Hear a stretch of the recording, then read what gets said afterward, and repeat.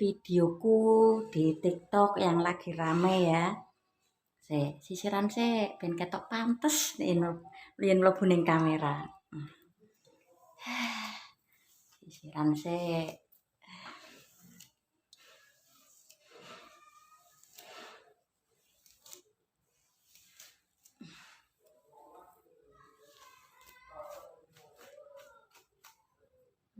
sisirnya limited edition ya, Cin.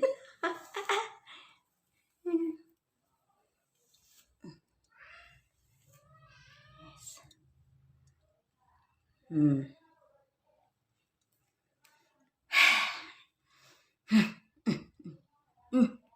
Yes. Penasaran ya? Menanggapi videoku yang rame di TikTok itu banyak yang komen. Ya, kebanyakan pendukungnya Bapak Anies ya. Di situ kan video saya ya mengkritik atau mengkomen ya.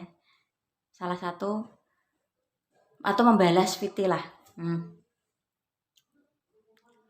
Saya mendukung Pak Anies karena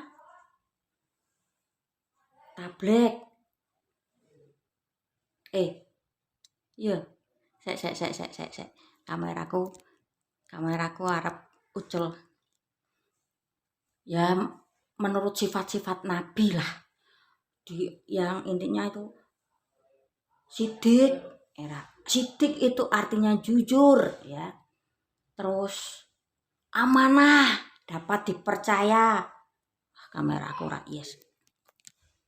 Fatona, cerdas. Tablet menyampaikan. Waduh pendukungnya Pak Anies itu ya, kalau memuja itu ya benar ya kata-kata beliau tuh. Saya mengguncang langit. Mengguncang langit, ada kan kata-kata seperti itu. Menggetarkan bumi. Nah, seperti itu ya.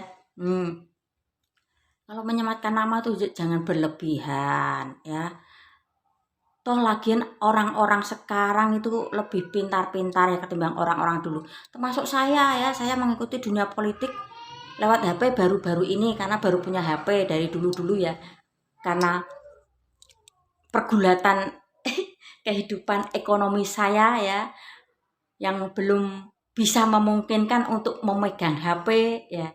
Saya tidak mengikuti cuman area apa? Ya sekedar pemilu gitu ya. Nih ada akun hantu, nggak ada profilnya. Bilang seperti ini. Yakin Mbak bisa? Saya pahami, saya dalami kata-katanya. Maksudnya apa saya paham tentang politik ya. Guys, tripote guys. Error. Apa saya paham tentang politik? Oke, lanjut ya. Tadi ada akun hantu karena tidak ada profilnya bilang seperti ini ya. Yakin Mbak bisa, maksudnya bisa politik. Saya mainan politik itu dari tahun 94 atau 95-an ya. Sewaktu saya itu masih SMP ya. Saya hentikan kata-kata saya dulu. Pasti kalian nggak percaya. SMP waktu itu saya masih 95, 96 SMP. Pasti nggak percaya kan? Gini ceritanya. Nah, waktu itu kan bapakku tuh RT ya, hampir lama-lama sekali ya, hampir mungkin mirip dengan era Mbah Harto. Mbah Harto memimpin selama 32 tahun, entah bapakku berapa tahun ya. Intinya lebih dari 10-20 ya. Nah, di situ bapakku menjabat RT. Yang mengeksekusi ya, itu saya. Bapak saya itu hanya memantau. Bapak saya itu dulu tegas sekali ya. Kalau sampai bilang nggak bisa atau nggak mau, bapak saya itu tambah marah ya. Kalau politik itu dolanan saya, mainan saya waktu SMP ya. Itu era siapa? Era Mbah Harto.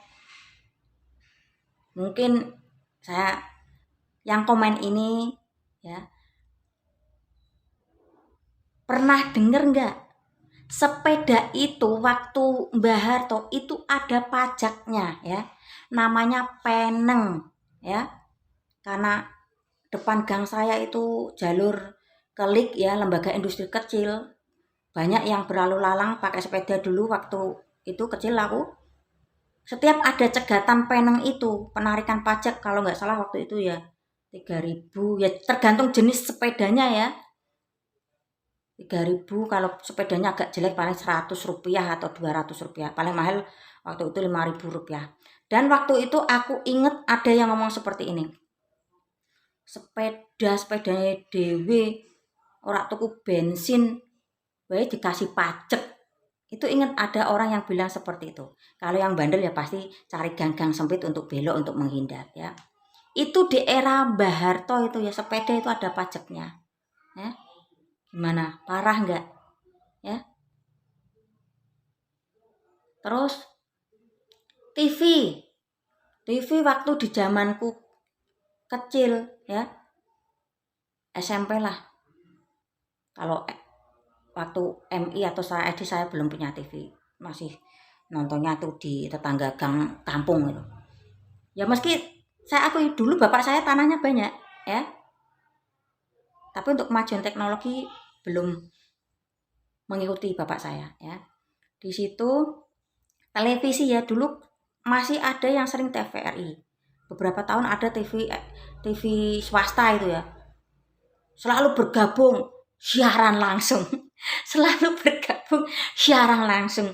Itu hampir setiap hari ada siaran langsung Mbah Harto itu. Kalau mungkin sekarang disebut tuh ya pencitraan di sawah ya. Ngobrol-ngobrol di sawah. Kalau mungkin sekarang itu menyebutnya mungkin pencitraan. Ya, kalau dulu nggak tahu ya.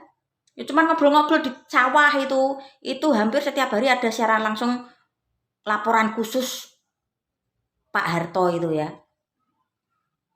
Ya, nanti TV swasta tuh pun mengikuti ya. Itu ya. Terus ada lagi waktu kecil saya mau nonton film Samson ya. Samson yang asli luar negeri itu ya. Tiap malam itu ya. Saya tungguin ya jam 9 itu kan dunia dalam berita apa-apa itu ya. Setelah itu selesai, laporan khusus ya. Film bagus sudah ditungguin mah ada laporan khusus itu, saran langsung laporan khusus Mbah Harto itu ya. Itu hampir setiap hari seperti orang minum obat diabetes itu ya, kalau orang yang sudah umur. Itu kalau kata orang Sunda tuh ya kalau salah ya dimaafin ya. Orang ngeremehin aing. Atau bahasa Jawane you nyek me. Nek bahasa Indonesia bahasa gaule lu ngeremehin gua. Nggak tahu akunnya Mas atau Mbak ya. Ya, waktu SMP itu saya sudah mainan politik ya. Nih, aku ada lagi. Ini juga politik namanya. Saya tak kasih gambaran. Ya ini nggak waktu SMP ya, waktu SMP yang tadi video-video di awal ya. Ingatanku sebatas itu. Ya udah bagus lah. Peristiwa 2009, 10, 11 sih otak saya di restart kok sama Tuhan. Ya. Masih bisa ingat di era kepemimpinan Mbah Harto ya. Berapa tahun yang lalu nih. Ya makanya saya syukuri otak saya bisa mengingat kembali memori-memori dulu. Meski tidak saya paksakan ya. Makanya jangan terkadang gini ya, jangan suka meremehkan seseorang ya. Belum tentu orang yang kamu remehkan itu lebih lebih pengalaman dari Anda ya. Mbahmu kata-katanya kebalik ora. Itu. Nih. Oh, Mas ingat nih di era Mbah Harto itu ya, ada bantuan beras ya. Bantuan beras itu enggak 100% pure gratis kasih bantuan. Enggak seperti sekarang ini ya. Dulu kalau harus setor ke kelurahan itu kalau nggak salah 1.250. Terus bapak saya itu menjualnya ya 2.000 kalau nggak salah ya. 2.000 atau 12.500 itu, atau ya intinya bapak saya tuh untung 2.500 lah ya untuk beli plastik ya. Ya untuk para itu yang bantu-bantu bungkusi beras ya. Itu dulu kasih bantuan beras itu bayar setor berapa persen ke pemerintah. Kalau sekarang kan pure gratis tis tis tis tis ya. Nah, ada yang bilang ngomong apa toh Mbak, ngopi. Oke, saya udah ngopi. Ngopi saya itu secangkir berdua sama adik saya ya. Ngomong apa? Kalau kalian yang tidak memahami politik, nggak usah masuk rom politik ya. Kalau otak kalian nggak nyampe, nggak usah ikut-ikutan ya. Fokus aja dengan keluarga ya. Nah, nanti kalau dalam memimpin keluarga udah bisa dikendalikan dan baru naik ke arena politik ya. Nih, aku ada pengalaman ya di politik. Anak saya yang pertama kan 23. Ngikuti yang aku ingat ini ya. 2019 kalau nggak salah ya. Itu pertama kali anak saya mengikuti Pilpres antara Pak Prabowo sama Pak Jokowi ya. Itu anak saya pertama baru lulus sekolah ya. Ada tawaran untuk menjadi saksi ya. Ada saksi. Nah, keponakan saya meminta apa? Yo ngandani lah istilahnya. Kayak mau nggak jadi saksi partai Beringin ya. Ya, PDIP itu nggak masuk dalam lingkungan saya. Adanya mungkin ya PKB, P3 itu ya. Ya. Nah, di situ anak saya lulus belum dapat pekerjaan lah, saya bilang seperti ini. Kak, jadi saksi aja, lumayan ada gajinya. Nggak tahu ya, 200 atau 300 waktu itu. Lah, anak saya bilang seperti ini. Saya nggak bisa, Bu. Jangan nggak bisa, cobalah sesuatu yang baru ya. Saya nggak memaksa, cuman saya kasih gambar lumayan 300.000, paling cuman nggak ada 1 hari ya. Nah, di situ anak saya menerima tawaran menjadi saksi Partai Beringin. Saya dampingi karena anak saya masih pertama kali ya dikasih arahan juga sama korlapnya gini ya. Saya dampingi, bukan saya sok yes, enggak, memberi arahan, memberi ngerti, memberi tahu ini caranya begini. Nah, di situ anak saya ngomong sama saya, bilang seperti ini. Anakku ini mengidolakan Pak Prabowo karena dulu medsos ya belum, jangankan pegang HP ya. Untuk makan keseharian pun masih mobat mabit ya. Nah, anak saya pendukung Pak Prabowo, saya Pak Jokowi. Anak saya bilang seperti ini, Bu, kalau saya nyoblos Pak Prabowo, Ibu marah enggak? Ibu boleh enggak? Bilang seperti itu anak saya. Loh, Kakak, tak kasih tahu ya. Saya jawab seperti ini. Asas pemilu itu luber. Tahu artinya luber?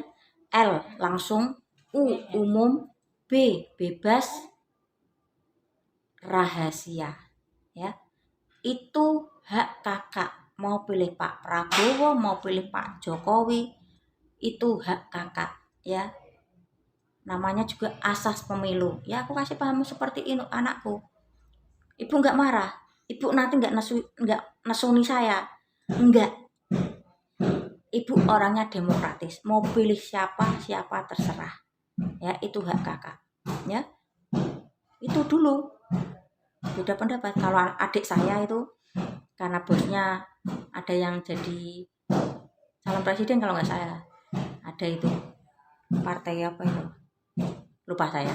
Dalam satu rumah ini beda-beda keluarga saya nggak memaksa. Ibu saya aja yang intinya pendidikannya nggak tinggi, saya juga nggak memaksa. Saya tanya mau nyoblos apa, silahkan, saya bebaskan, ya. Itu namanya demokrasi, ya, bebas. Itu pengalamanku tentang anakku mengenai pengarahan tentang. Nah, lagi pengalamanku pribadi tentang caleg, ya. Caleg sih aku agak nakal-nakal sedikit, ya. Begini, ada orang di tempat saya menjadi nyalon jadi DPRD, ya. Biasalah kalau orang itu ya nggak munafik, nggak apa, pasti ada amplopnya, ya. Caleg dari tempat saya ada 2. Yang satu ngasih 25, yang satu ngasih 50, ya. Ya pasti kalian bisa nebak dong, saya tetap pilihnya yang 50, ya. Ya, tapi saya punya alasan, punya dasar seperti ini. Saya lihat karakter caleg ini. Karakter orangnya seperti apa, ya. Itu saya lihat dulu karakternya, ya. Karena saya juga masih ekonomi menengah ke bawah, ya. Saya lihat dulu. Kalau 25 ini, kalau misalnya biasa kan ada korlapnya, ya, penanggung jawab kampung-kampung itu yang dimintai KTP, fotokopi KTP itu, ya. Ya. Kalau saya sampai ketahuan nyoblos yang 50, padahal juga dikasih 25. Kalau yang ngasih 25 marah, ya saya bisa mampu mengembalikan lah. Intinya nominalnya sedikit kan, 25, ya. Daripada 50 saya nanti kalau mengembalikan kan ngos-ngosan. Itu, ya. Itu juga main politik. Bukan hanya kalian aja yang jadi caleg bisa main politik, yang nyoblos pun bisa main politik kalau ada money politik, ya. Itu.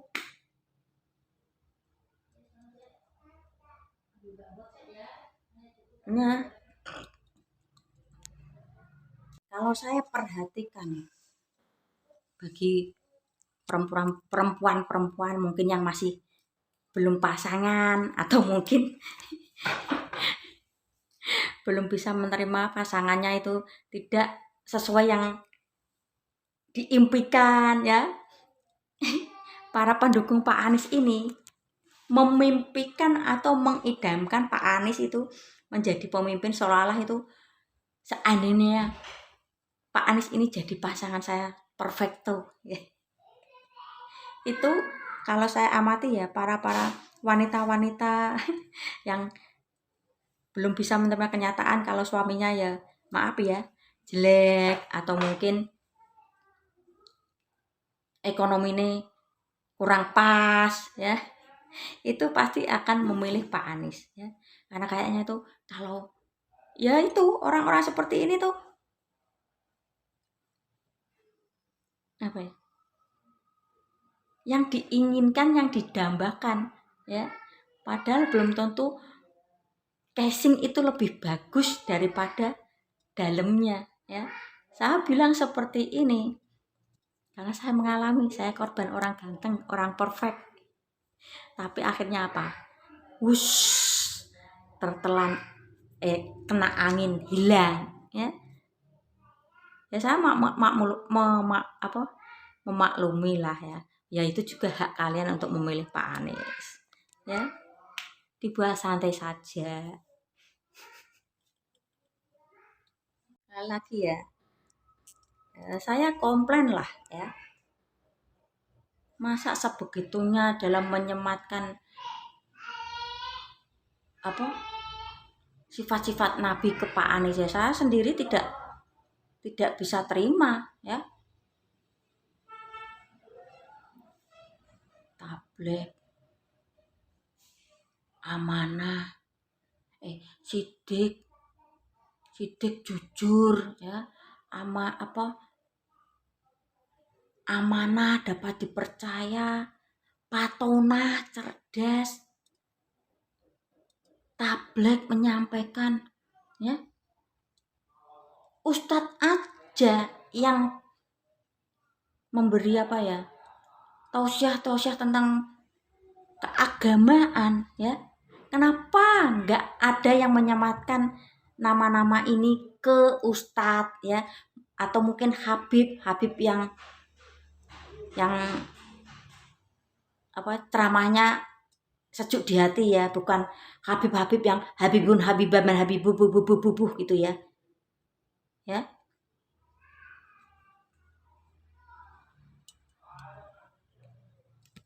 Kalau menyematkan ya biasa, jangan sampai segitunya, ya. Prihatin saya. Kenapa hanya sekelas Pak Anies dikasih sebutan seperti itu? Ya. Itu sifat-sifat Nabi loh.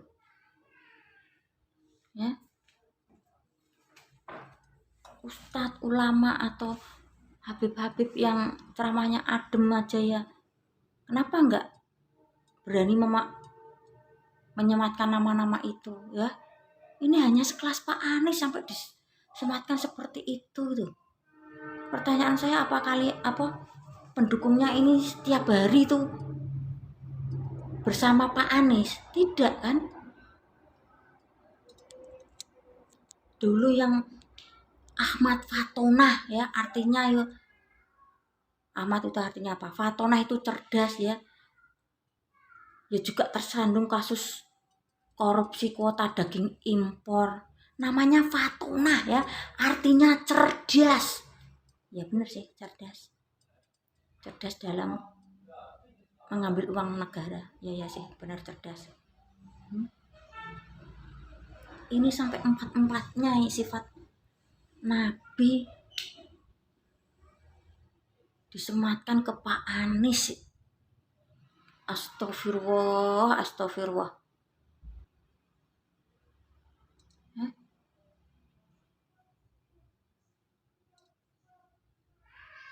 Pantas belum keempat sifat ini disematkan ke Pak Anies?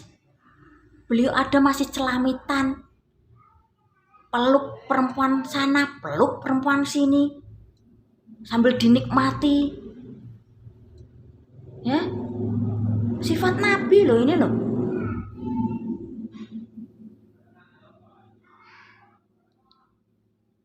Kalau orang Jawa bilang mbak yo sing pokro, memberi atau menyematkan nama-nama Rasul ke Pak Anies, mbak sing mutu. Pak Anies ki siapa?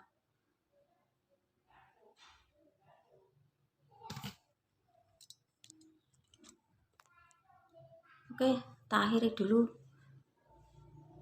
karena ini mau jemput sekolah, ya.